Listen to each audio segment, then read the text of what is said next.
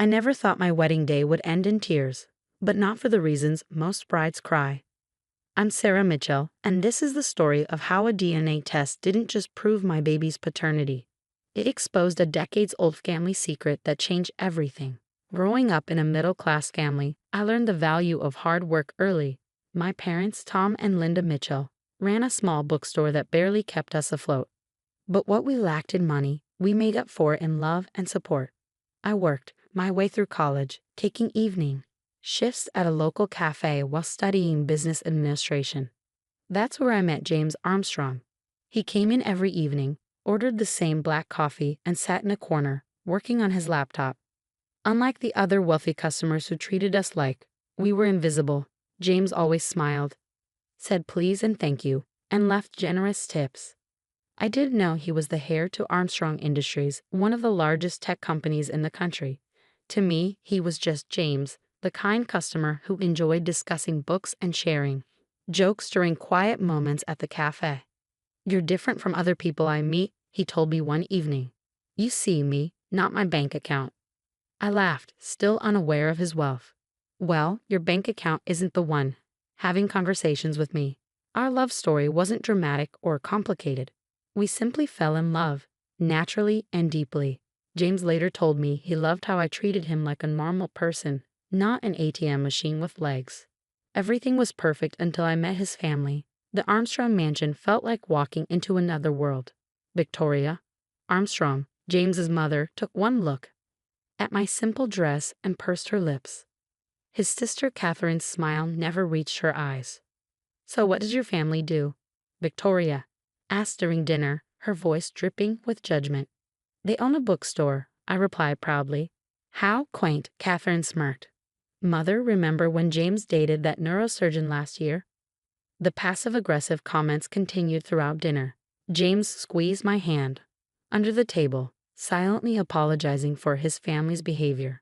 Despite their disapproval, James proposed. 6 months later, the ring was simple by Armstrong standards, chosen because it reminded him of starlight, something we often watched together on the cafe's roof. After closing time, I don't care what they think, James said when I expressed concern about his family's reaction. I love you, and that's all that matters. The wedding planning was a nightmare. Victoria insisted on taking over, turning our simple ceremony into a society event. Every decision I made was questioned, every choice criticized. Darling, Victoria would say, her voice sweet but her words sharp, let's be realistic. You're not exactly experienced with our kind of events.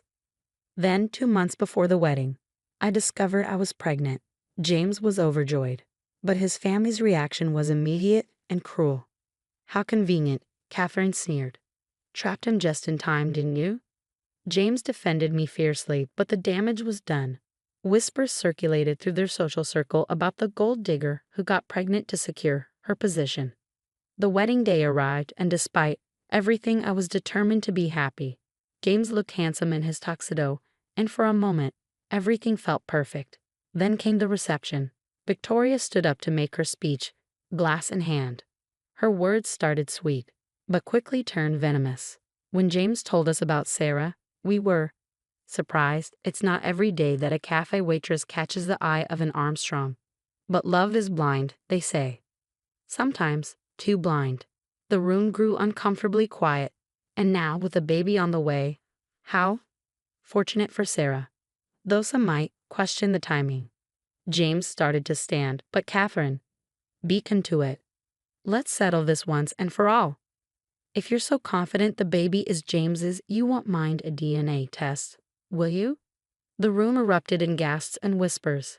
James was livid, but I felt an odd sense of calm. Rising slowly, I looked Victoria and Catherine in the eyes. Actually, I insist on it. Let's do it, right now. My confidence seemed to unsettle them. Victoria's champagne glass trembled slightly. Now, Catherine stammered. Yes, now. In fact, I took the liberty of having a testing facility on standby. I had a feeling something like this might happen. James looked at me with pride and concern. Sarah, you don't have to prove anything to them. Yes, I do. Not for them, but for our child. I want everyone to know the truth. The next hour was a blur.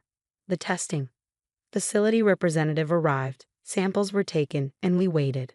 Victoria and Catherine sat together, whispering and shooting me triumphant looks. Finally, the results were ready. The representative opened the envelope, and what happened next would change the Armstrong family forever.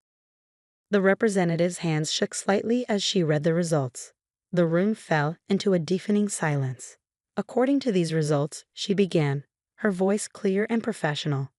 There's something unexpected. Victoria's triumphant smile started to spread, but the next words froze it in place. The DNA test confirms that Mr. James Armstrong is indeed the father. However, there's another match in our database. My heart stopped. James gripped my hand tighter.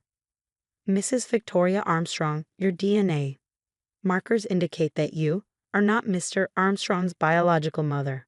The champagne glass slipped from Victoria's hand, shattering on the marble floor. The sound echoed through the silent room. That's impossible, Catherine shrieked. Run it again. We ran it 3 times to confirm, the representative replied calmly. The results are conclusive. Suddenly, an elderly man stood up from the corner of the room. It was George Armstrong, James' 85-year-old grandfather. His voice, though shaky with age, carried authority. I knew this day would come, he said, walking slowly toward us. Victoria, it's time for the truth. Victoria's face had turned ash white. Father, please. No more lies, George declared. James, my boy, your real mother was Diana Reynolds, your father's first love. Victoria was his second wife. The revelations kept coming. Through George's story, we learned that James's father, Richard Armstrong, had been engaged to Diana Reynolds, his college sweetheart. They had married in secret because the Armstrong family disapproved of her modest background. Diana died in childbirth, George continued, his voice heavy with regret. Richard was devastated. Victoria was our family's accountant at the time. She knew about the secret marriage and threatened to expose it, unless Richard married her.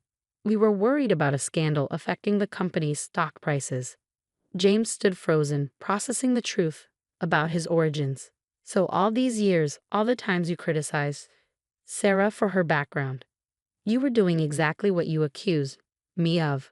I finished, looking directly at Victoria. You used your position to force your way into this family. Victoria's carefully maintained facade crumbled. You don't understand. I loved Richard. I deserved to be an Armstrong. No, Mother, Catherine interrupted, tears in her eyes. You taught me to look down on people like Sarah, to judge them for their background. But you were just projecting your own guilt. The wedding reception descended into chaos. Guests whispered and pointed as Victoria fled the room, Catherine following close behind. But amid the drama, something beautiful happened. George Armstrong took my hands in his weathered ones. My dear, he said, his eyes twinkling, you remind me so much of Diana. The same spirit, the same genuine heart. Welcome to the family, truly. James was quiet during the drive home that night. When we finally got to our apartment, he broke down. I always felt something was missing, he confessed. The way Victoria treated me, it never felt like real maternal love. Now I know why. I held him as he grieved for the mother he never knew and the lies he'd been told. Diana would be proud of you, I whispered. You have her heart. The next few weeks were a whirlwind. Victoria resigned from her position at Armstrong Industries and disappeared to Europe. Catherine, struggling with her own identity crisis, checked herself into therapy. George became a constant presence in our lives, sharing stories about Diana and showing us old photographs he kept hidden away. In them, I saw James's smile, his kind eyes. Diana was a waitress too, you know. George told me one afternoon as we looked through the albums. That's how she met Richard. Love doesn't care about bank accounts. But the story wasn't over. One morning, about a month after the wedding, a letter arrived. The return address was from a law firm I didn't recognize. The letter sat unopened on our kitchen counter for hours. James stared at it, his coffee growing cold. It's from Diana's family lawyer, he finally said. Grandfather told me they might contact us. With trembling hands, we opened it together. As we read, our eyes widened. Diana Reynolds hadn't just been a waitress. She'd been an heiress who gave up her fortune to marry for love. Your mother, the letter explained, came from old money, but her family disowned her for marrying your father. Before her death, she created a trust in your name. It was to be revealed only when the truth about your birth came to light. The trust wasn't just money. Diana had left extensive diaries, letters, and photographs. Through her words, we finally met the woman who given James life. My dearest baby, one letter read, "If you're reading this, I'm no longer there. But know that every breath I took was filled with love for you. I pray you'll find someone who loves you for who you are, not what you own." As I watched James read his mother's words, my hand resting on my growing belly, I felt Diana's presence. She faced the same judgment I had, the same accusations of fortune hunting. Ironically, Diana's inheritance made her wealthier than the Armstrongs. The trust had grown substantially over the years, now worth billions. Victoria's worst fear had come true. The gold digger she'd replaced had been richer than her all along. But money wasn't what healed our family. It was truth. George moved in with us, his health failing but his spirit strong. He spent hours telling stories about Diana and Richard's love story, helping James connect with his real heritage. Catherine showed up one day, tears streaming down her face. "I've been seeing a therapist," she said. "I realized I became exactly what Mother trained me to be, judgmental, materialistic. Can we start over?" Over time, she became the sister I never had. When our daughter was born, we named her Diana. Catherine was her godmother. Victoria tried to reconcile once news of Diana's fortune became public. She showed up at our door, all apologies and excuses. "I've changed," she claimed. "I understand now what really matters." James listened politely but firmly showed her out.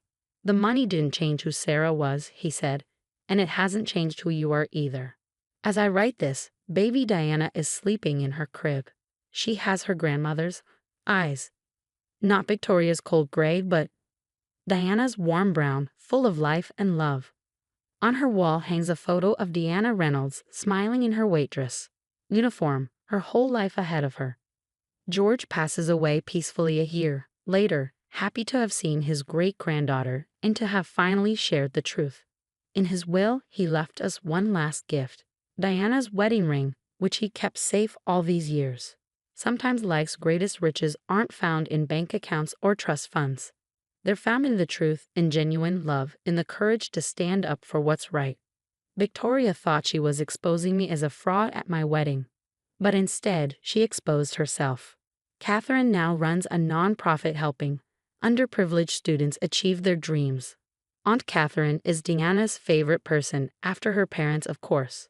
She's proof that people can change when they face their truth. As for Victoria, we hear she's remarried in Europe. I hope she's found whatever she was looking for when she schemed her way into the Armstrong family all those years ago. James and I still visit that cafe where we first met. Sometimes we bring little Diana, who loves to sit in the same corner where her father used to work. The other day, she looked up at us and asked, "Did Grandma Diana work here too?" "No, sweetheart," James answered, smiling at me. "But she worked somewhere just like it. And like your mom, she knew that love is worth more than all the money in the world." We've kept our jobs. James still runs Armstrong Industries, and I've turned my parents' struggling bookstore into a successful chain. But we never forgot where we came from or what really matters. The DNA test that was meant to shame me ended up revealing a greater truth. That authenticity and love will always triumph over lies and manipulation. And sometimes, like in my case, they come with an unexpected bonus. A mother-in-law in heaven who would have welcomed me with open arms. They say the truth sets you free. For our family, it did more than that. It gave us a second chance at real love, genuine connections, and a legacy worth more than any inheritance. As I watch my daughter grow, I'm reminded of something Diana wrote in her final letter. True wealth isn't in what you own, but in who you choose to be. Those words guide us every day as we build our own family story, one based on love, truth, and the courage to stand up for both.